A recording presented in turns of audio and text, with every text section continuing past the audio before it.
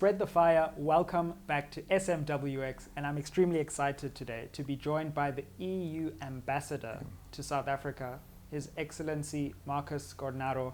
Ambassador Cornaro, thank you so much for joining us on SMWX. Hey, Sizwe, great to be on your show. Thanks so much. I must say, was the tie inspired by SMWX? Because you're looking quite good there with the shwe tie. Well, I'm glad we both look cool. That's good. No, but shwe I think is also a hallmark of one of my many interesting aspects here.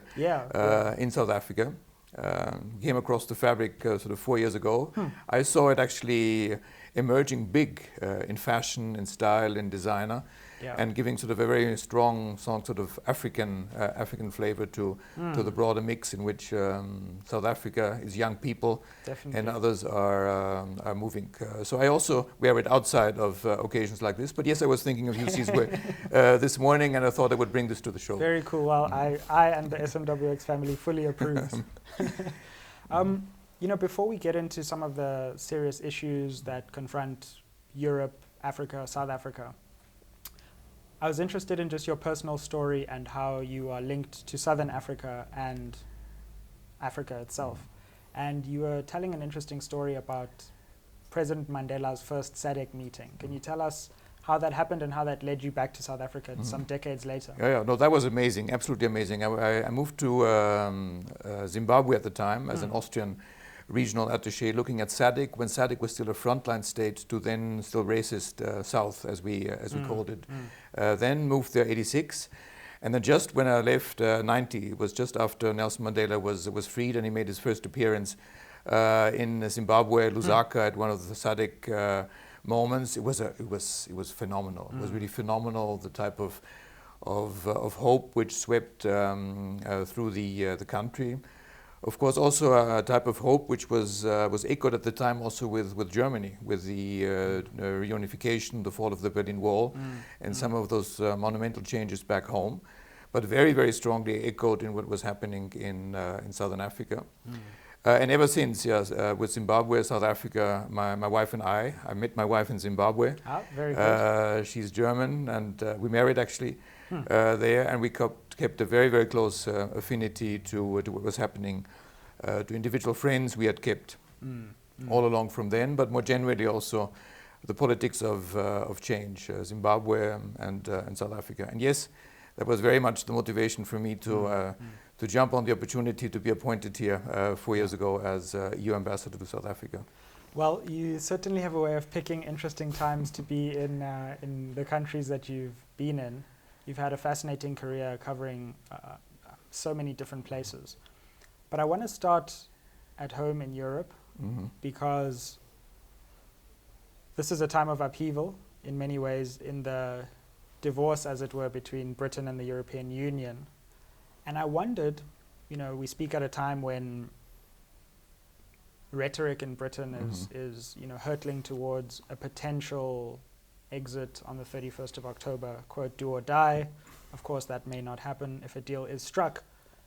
But I just think you're in a really interesting position to explain how those events affect life here in South Africa and how this Brexit moment comes into play for South Africans.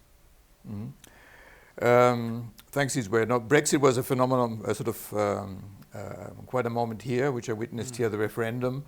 I also witnessed here the US vote when Trump came in, and witnessing at the US embassy then, when everyone was thinking that the result would have been different. And those two events, I think, combined, also brought South Africa and Europe back to a different page.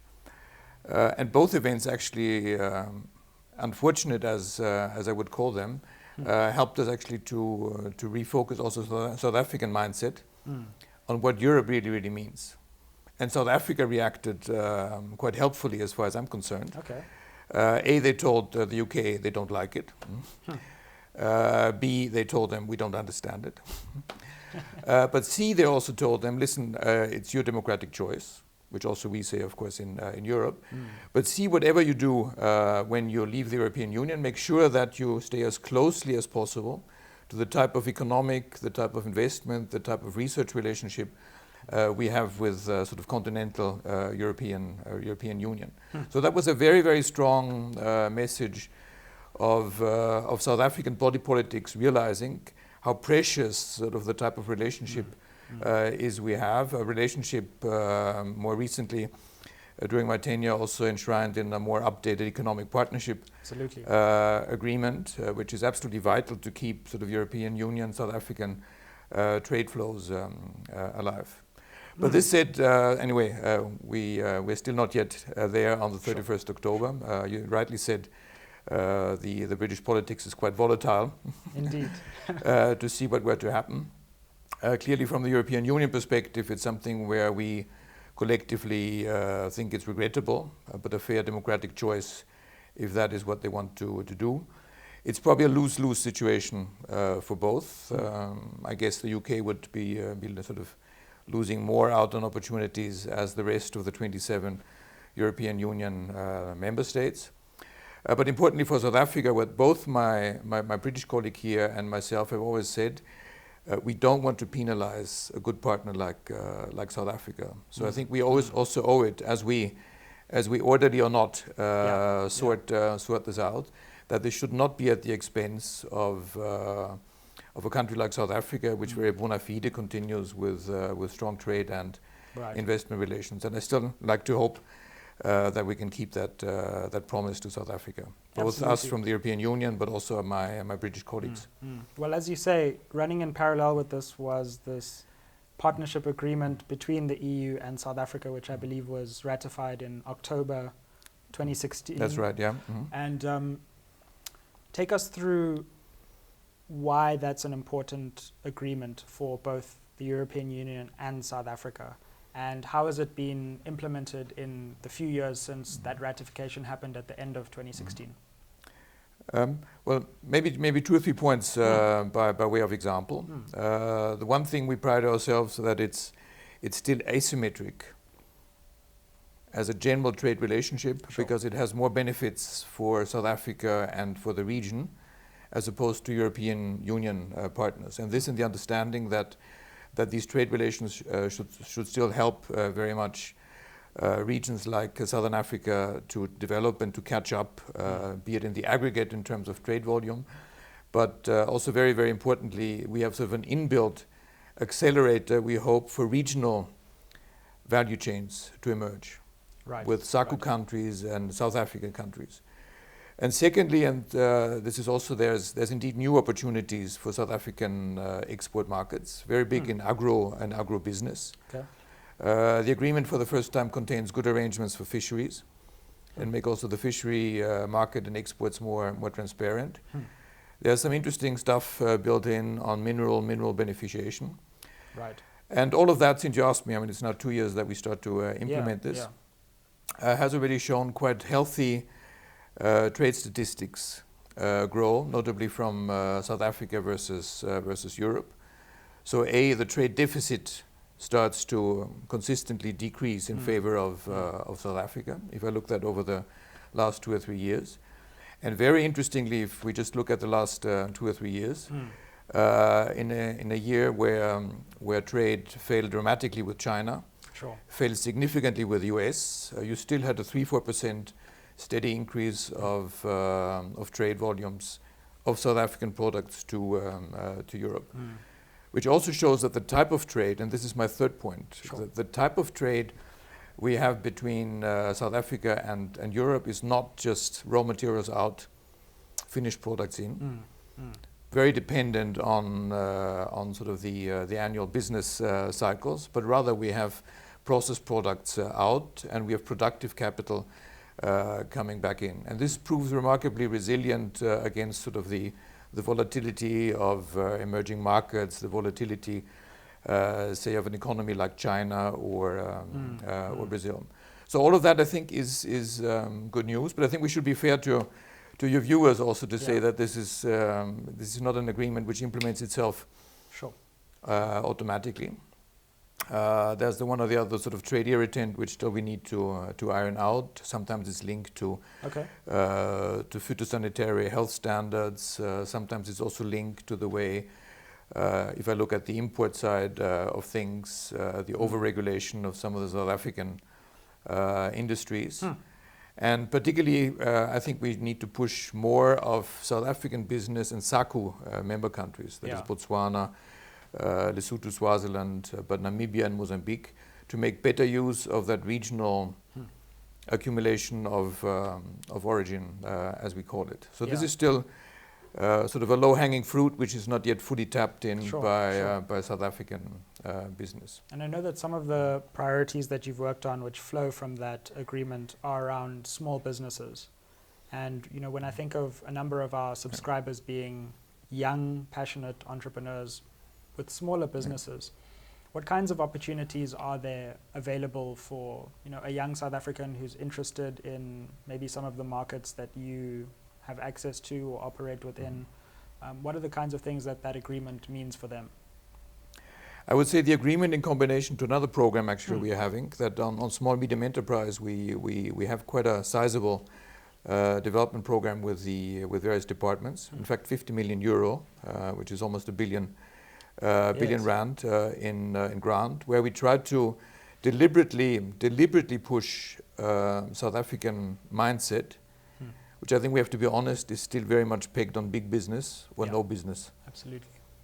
Whereas the European Union business model very much hangs on that the majority of jobs, the majority of growth actually comes from small medium enterprises. So we come with that very, very strong sort of feeling DNA in that. So what we're trying to do in combination with that program and the economic partnership agreement is notably to develop small medium enterprise capacity in agro-processing, mineral beneficiations, and in some of the value chains around electric appliances, sort of to assist assembly type things, which would typically use maybe European Union input, but could be well sort of put to value in South Africa. And we have also made a sort of a strong inroad in trying to link research, our research programs, with making innovation work for employability. I see. And this, I think, would in a few years' time hopefully be something like clever young people like yourselves and many others who can work on some of the innovative aspects, not just on smart technologies, but more generally on different ways of doing business. So we do have a major program with the Department of Science and Technology in place, labeled Innovation for Employability. And all of that linked to indeed the economic partnership agreement and quite a generous opportunity for easy access of products, of value-added products from South Africa to Europe. And yes, I think any test of any good policy of a partner like us in South Africa, I think would have to be clearly, does it make a difference for the many young people who are still unemployed, or those who start employment to really have opportunities and to strive? And I honestly believe that should be the litmus test of anything which makes us tick here. Absolutely, that's the name of the game, I think, right now. Something that we're very passionate about as well. And on that note, your academic life, but also your professional life, has centered around this question of development. You've also seen development from various perspectives. Time in Vietnam, as Vietnam was transitioning to opening up in Southern Africa, and of course from your vantage point in Europe. What are some of the insights that you've gained on some of the challenges to development in South Africa right now? Well, you take me back to my years in Vietnam, where indeed one of the striking features was the unity of purpose of the 50 million Vietnamese at the time. They were also trying to move away from communist economic thought. And they thought that the type of social market economy radiating from Europe was a good added reference point to what they were trying to do. And since you asked me South Africa, I think that unity of purpose is more scattered and currently still a bit diffused and more diverse. I think the broad headlines are there. We certainly from Europe like to support sort of the current thrust and thrive to combine a strong social element but still with a growth agenda, realizing that a lot of the new opportunities would have to come from more growth. You also asked more specifically on South Africa. I think there it's fair to say that the mix between the developmental state, working with business, working with civil society, and working with sort of young entrepreneurs, is not entirely well-oiled yet. And sometimes the notion of developmental state, to be fair, goes into the direction of being over-regulatory, right, for the sake of being state, rather than for the sake of actually being of use of businesses. And on some of the regulatory aspects also, I did come in conversations. Be it we're sitting here opposite the South African Bureau of Standards, for instance, or the National Regulator for Compulsory Standards, and sharing also practices on how some of the management aspects can be a bit less burdensome, notably for small medium enterprises, which really depend on institutions like that to give them a boost. Or a bank, if you walk in as Sizwe with a good idea, to say welcome rather than say, hey, where's your collateral? And come back when you have something to offer. So some of those aspects still need a bit of a heavy push, and I do believe, even as a European diplomat, I think this is a fair space for us to occupy and to offer, as I think we have done, opportunities. We offer bit programs, and then also the readiness to share best practices without wanting to be imposing, but certainly wishing a country like South Africa and its people the best of luck in the search of more opportunities for the wider population. No, absolutely. I mean, I think often there's this kind of regressive attitude towards diplomats like yourself that, you know, you're completely against state intervention. You're all about keeping European investments safe. But when I really look at it, I don't think that South Africa is as important as we think we are in the world. That there are these grand conspiracies to take over our economy on the one hand, but on the other hand, that you're open to a number of different development models that you've seen in different parts of the world. I just think that nuance is often missing in the way that we frame our relations with Europe, the United States. Right.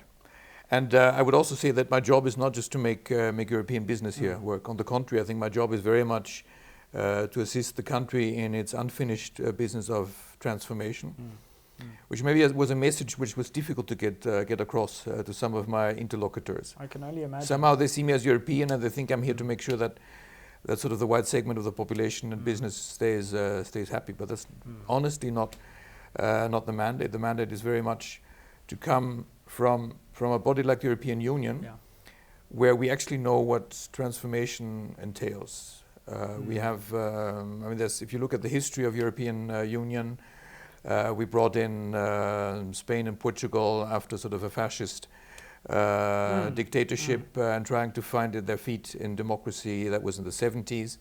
And then to help 10 former communist countries completely change business model and integrate into the European Union space, and there to find what we still call sort of social market economy, which is essentially, I mean, let business do the activities, but have enough state intervention to make sure that you cap inequalities and you have a certain redistribution of services and efforts. And then within the European Union, what we add is a strong sense of solidarity. So there's a strongly inbuilt mechanism so that the poorer regions can catch up with the richer ones, or the poorer segments of population can catch up. And this is sort of the transformative potential of the European Union, which I tried to bring in my conversation here with South Africans, and of course even European Union businesses. I would to tell them if they want to have sort of South Africa stay as it is, it needs to change. Right. And they have to be part of that change. And And that's also where, say, in the run-up to investment conferences, usually you would find my office, the European Union, bring out policy papers, not too technical, actually quite readable, where we still embrace, say, black economic empowerment very clearly as a legitimate policy, but then to show to a few things where the current way the system works is counterintuitive, notably if you look for job opportunities, for supply chains. And we did the same for localization. Localization, which means that in tenders you try to have as much South African input. Fair enough. I think it's a policy also we would support, but sometimes the way it is applied is completely counterintuitive, again on job creation. And all of that sort of brings me back to the also my strong personal impression here of South Africa, that as beautiful, as rich, as diversified the country is, sort of the current conundrum on the lack of job prospects for so many young people is something I think where we need to be a strong partner of South African government, South African business, South African youth organizations.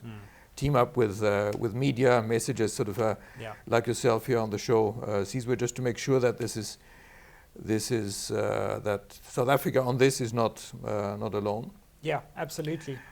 I sometimes have sort of a standard phrase I like to hammer in interlocutors that I do believe that the European Union is, I think, the most predictable, long-standing international friend of South Africa when it comes to the business of the unfinished business of transformation and employability.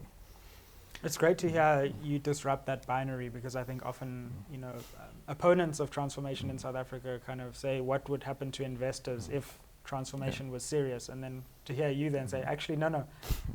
No, you need to be part. You need to be part of that. Yeah, exactly. Absolutely. So I think that's fantastic. Look, you are leaving your post, unfortunately. Unfortunately, yes. To go back to the more chaotic political waters of European politics in Brussels.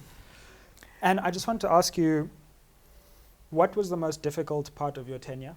You came at an amazing time. 2015 to 2019 was, wow, I can't think of a more, in many ways, chaotic time in South African political life, in democracy. What was the hardest part about your tenure here? It's true that I had so many nice moments that the blips didn't feel like something being very, very hard. I mean, to be fair, and it has been really a enormously gratifying period throughout. But yes, if I think back when I came, it was sort of a year and a half before Nasrec. You had sort of a big pushback against sort of state capture, which started making its imprint just when I arrived. And as European Union ambassador, of course, you don't look at a sort of individual setup of government, but rather at the country as a whole. And I must say it was difficult sailing effort back home, but we kept the discourse that irrespective of how South Africa is currently governed, it's still a country with which the European Union has a strategic partnership, as we call it. And then we cannot make a decision, say, if we had a presidential summit, presidential meetings, just dependent on sort of the local political fabric.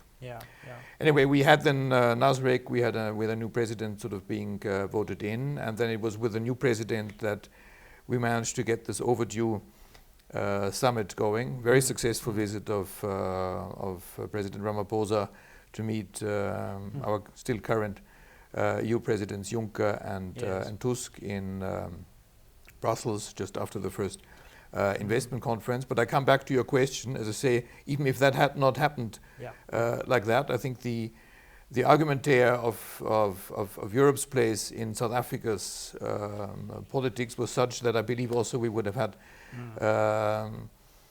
also that sort of engagement without that particular change. And the second one comes back to the conversation we just had a bit on how to position Europe, a European Union ambassador, in the rainbow fabric. of South Africa.